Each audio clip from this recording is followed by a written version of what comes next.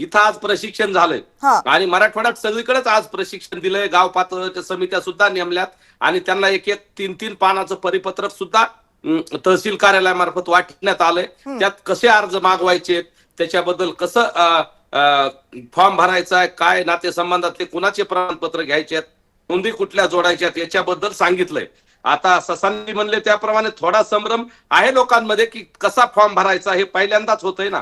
याच्या अगोदर शिंदे समितीने नोंदी शोधलेल्या होत्या आणि त्या महसुली नोंदी होत्या, परंतु हे गॅजेटियरच्या नोंदी आणि याच्या बाबतीत जो प्रोफॉर्मा माझ्याकडे 3 पानाचा तो अर्ज आहे ना, त्याच्यात सविस्तर लिहिलंय.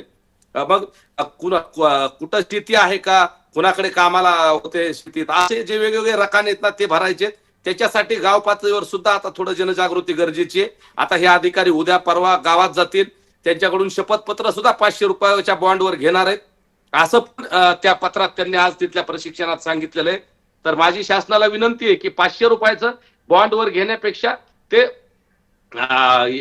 ऍफिडेव्हिट घ्यावं, शपथपत्र, आणि त्याला रजिस्ट्रीमध्ये हे करावं, विनामूल्य करावं. असं ते 500 रुपये घेण्यापेक्षा खूप खर्च तिथं होईल लोकांचा, ते हे करावं. आणि ज्या 3 ते ग्रामसेवक आहेत, तलाठी आहेत आणि सहाय्यक कृषी अधिकारी आहेत, यांची जी समिती आहे त्यांना आज प्रशिक्षण मिळालंय.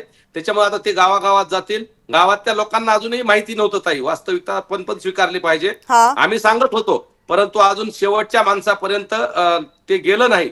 माहिती कसे फॉर्म भरायचेत, काय नोंदी घ्यायच्यात, कुठले प्रमाणपत्र जोडायचेत, हे आता 2-3 दिवसात खालच्या लोकांपर्यंत, प्रत्येक मराठा बांधवापर्यंत जाईल मराठवाड्यातल्या. आणि त्याच्यानंतर बघा अर्जाची संख्या येईल, अर्ज येतील, अर्जाची संख्या येईल आणि प्रमाणपत्रही मिळतील. पण आता मंगेशजी म्हणले त्याप्रमाणे जर काही त्रुटी असतील तर त्या वेळेला आम्ही शासनाशी बोलू ना.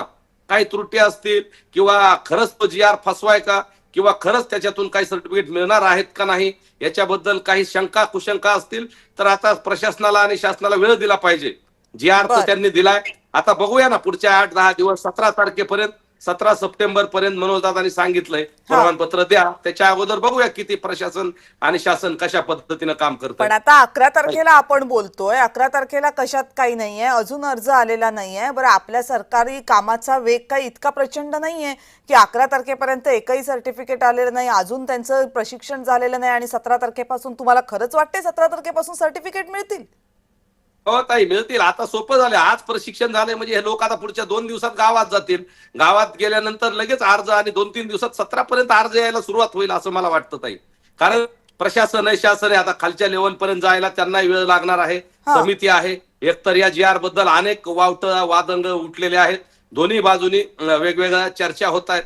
त्याच्यातून प्रशासनाला आणि शासनाला मार्ग काढण्यासाठी कदाचित थोडा वेळ लागला असेल. आणि त्यांनाही आता 2 तारखेपासून बघा ना किती, एक 8-9 दिवस गेलेत, पुढचे आता 5-6 दिवस आहेत. त्याच्यात आमचंही लक्ष असेल, प्रशासनाने, आमची विनंती आहे शासनाला, प्रशासनाला लवकरात लवकर प्रमाणपत्र द्या. कसे द्यायचेत, काय द्यायचेत, कायद्यात चौकटीत कसे बसवायचेत, किंवा ते कोर्टात कसं टिकल, ही सरकारची जबाबदारी, हे मनोजदादांनी तिथं सुद्धा सांगितलंय. आणि राज्याचे मुख्यमंत्री असतील किंवा दोन्ही उपमुख्यमंत्री आणि समितीचे अध्यक्ष आहेत, उपसमितीचे, मराठा आरक्षणाची जी उपसमितीचे अध्यक्ष, त्या सगळ्याची जबाबदारी. आणि मला वाटतं ते सगळे टिकवतील.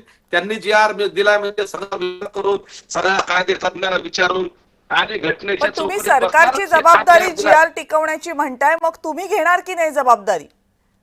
नाही, आमची पण जबाबदारी आहे ना ताई, पण मुख्य जबाबदारी मनोजदादांनी सरकारवर आणि तिथं आलेल्या दोन्ही समितीचे सगळे सदस्य मंत्री होते त्यांच्यावर दिलेली आहे, माननीय मुख्यमंत्री महोदयावर दिली. पण आम्ही शांत बसत नाहीत ताई. मी स्वतः कॅवेट दाखल केलेत, माननीय हायकोर्टात केले, मुंबईच्या आणि इथं छत्रपती संभाजीनगरला जे खंडपीठ तिथंही केलंय, सुप्रीम कोर्टात पण केलंय. आम्ही याचा अर्थ सरकारवर जबाबदारी ढकलून आम्ही शांत बसणार नाहीत, आमचंही काम चालूच आहे. प्रश्न असा आहे की जेव्हा सुरुवातीला तुम्ही आंदोलन केलं होतं आणि शिंदे समिती नेमली होती, नोंदी शोधायला सांगितल्या होत्या, त्याला प्रचंड यश मिळालं होतं.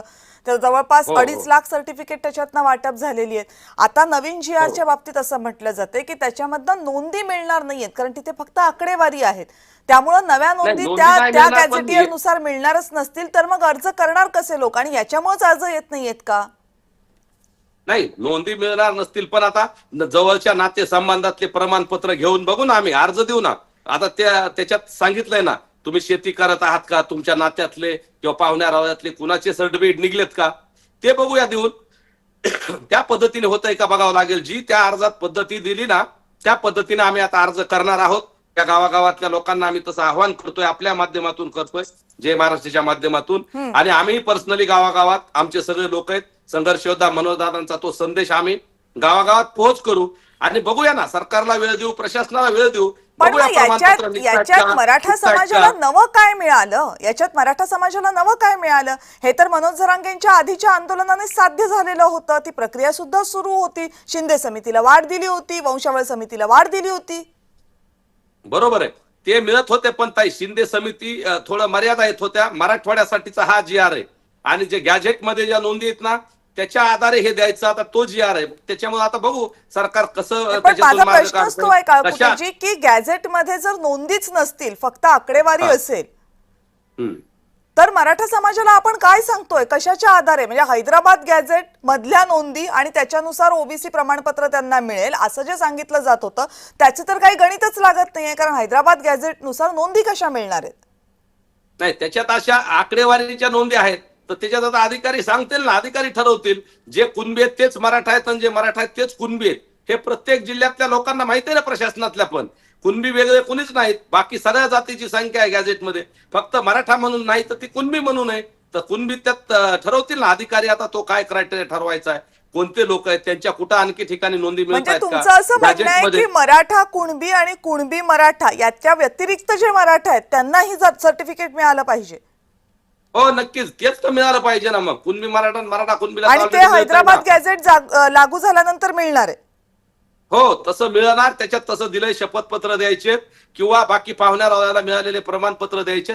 त्याच्या आधारे आम्हाला ते प्रमाणपत्र मिळणार आहेत असं त्या आजच्या अर्जात पण आहे. माझ्याकडे अर्ज आहे, मी ताई तुम्हाला आपलं लाईव्ह संपल्यानंतर पाठवतो. आणि आज तिथं प्रशिक्षण झालं त्यावेळेस पण कुणाच्या जमिनीत, कुणाचे नातेवाईकाचे प्रमाणपत्र मिळाले, सगळं त्या प्रोफॉर्मामध्ये सगळं डिटेल दिले. त्याच्या आधारे आता आम्ही बघू ना, 2-4 अर्ज टाकून बघतो. सगळे प्रत्येक ठिकाणी अर्ज देतील लोक. त्यातून प्रशासन कसा मार्ग काढतंय, कशा पद्धतीनं प्रमाणपत्र देत आहेत, आम्हालाही उत्सुकता आहे ना. हा GR पहिल्यांदाच लागलाय, त्याच्यामुळे आता आम्ही बघू. प्रशासनावर, शासनावर विश्वास आहे, मुख्यमंत्री महोदयावर आमचा विश्वास आहे. बघूया ते कसा मार्ग काढतायत ते राज्याचे मुख्यमंत्री.